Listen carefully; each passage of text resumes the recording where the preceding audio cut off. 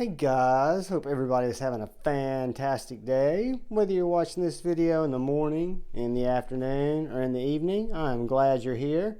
If you feel so inclined, please hit the subscribe button below and hit the bell notification icon if you would like to be notified when I upload new videos.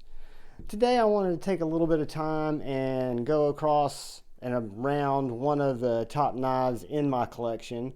This is a knife that I picked up probably about 6 months ago. I didn't get in on the pre-order, but I have a good buddy who had gotten in on a couple of pre-orders and had picked this one up with another variation and made this one available. It was kind of a catch and release, and I was lucky enough to be in the right position to grab it. This is the EDC Specialties version of the Brian Brown Yeager with micarta, titanium, and micarta on the lock side as well.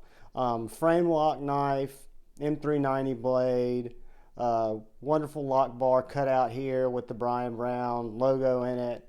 The knife is very well made by Riot. It's 3/4 inch Backspacer, wonderful milled pocket clip. Just really snappy action. That I'm horizontal, but this knife is drop shutty. I did not put skiffs in this knife. I've heard that putting skiffs in it makes it even better, but to be honest with you guys, the knife, to me, the way it makes me feel, it fits my hand absolutely perfect in the regular handle grip. I also have this front trigger shoil area because this is the non-flipper version. So I've got all that area to keep my finger if I want to move up for box cuts, push cuts, utility cuts, you name it. This is a Wharncliffe blade or sheep's foot blade. I look at it as a Wharncliffe that's got a deep hollow grind that comes down to a super slicey edge. Guys, the grinds on this knife, my particular specimen, are perfect, and I love the way it comes to this pointy tip out front that really does let you puncture and get into packages if you need to. But the Brian Brown Yeager, like I say, is one of my favorite knives, right behind my Liang Ma Field Duty EDC. The D10 of this knife is great. My Liang Ma Field Duty EDC, something about it's magical. This knife, the Yeager, might eventually catch up to that. It is definitely close to number 2. It's in the top 5, we'll put it that way. But let's do a couple of quick size comparisons, and then we'll get a few measurements out on the Yeager so you guys will kind of know what we're working with here. Let's look at it up next to the Cold Steel 4MAX, and it's going to come in smaller than the Cold Steel 4MAX, of course. And let's look at it up against the Civivi Baby Banter, and it's a good bit larger than the Civivi Baby Banter. So let's take a look at some knives that we might have also had access to. The Benchmade Bug Out.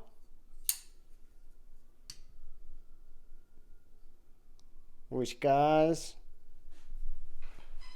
I'm saying that's going to be right within the size of a Benchmade Bug Out. Maybe a little bit bigger, but not by much. It's going to be a good bit smaller than the Spyderco Paramilitary 2.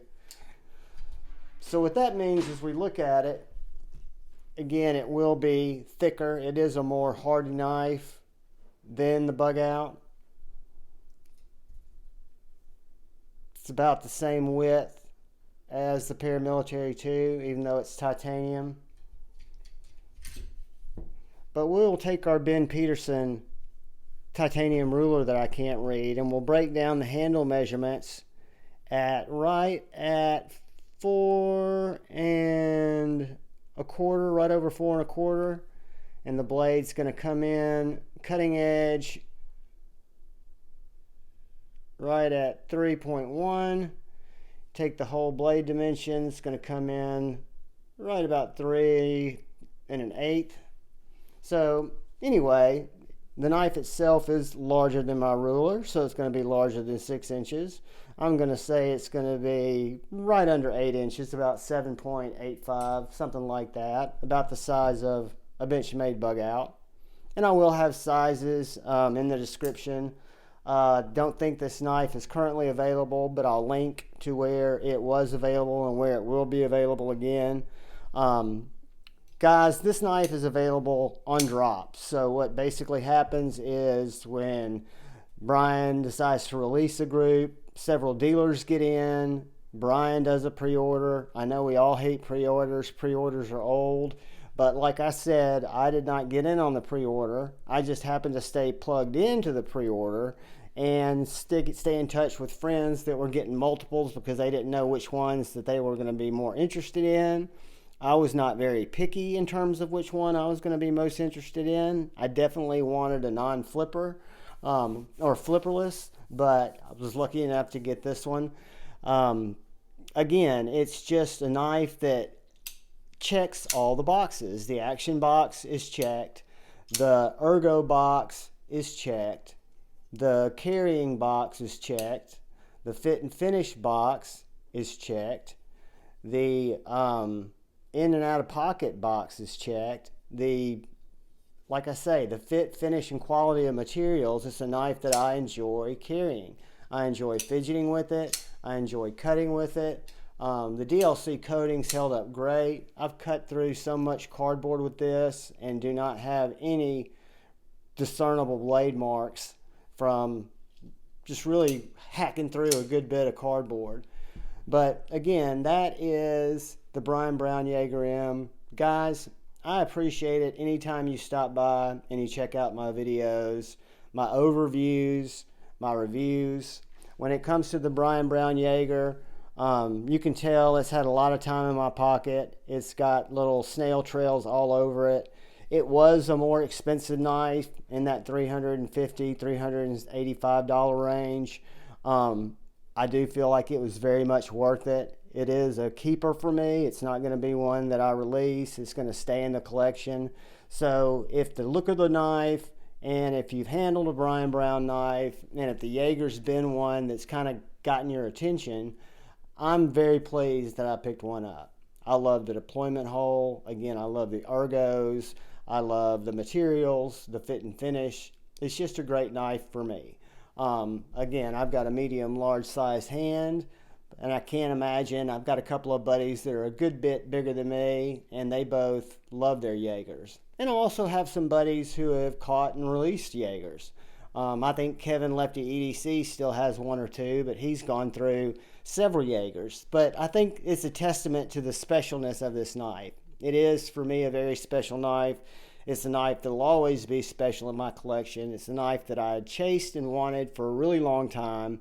So when I was able to grab it, I was stoked. And when I take it out and put it in my pocket today or tomorrow, I'll still be stoked. It's just a great knife. But guys, please look out for the guy or gal to your left. Please look out for the guy or gal to your right. Please look out for each other. Please, if you're so inclined, subscribe down below. Hit the bell icon. If you want to give me a like or dislike, that'd be great.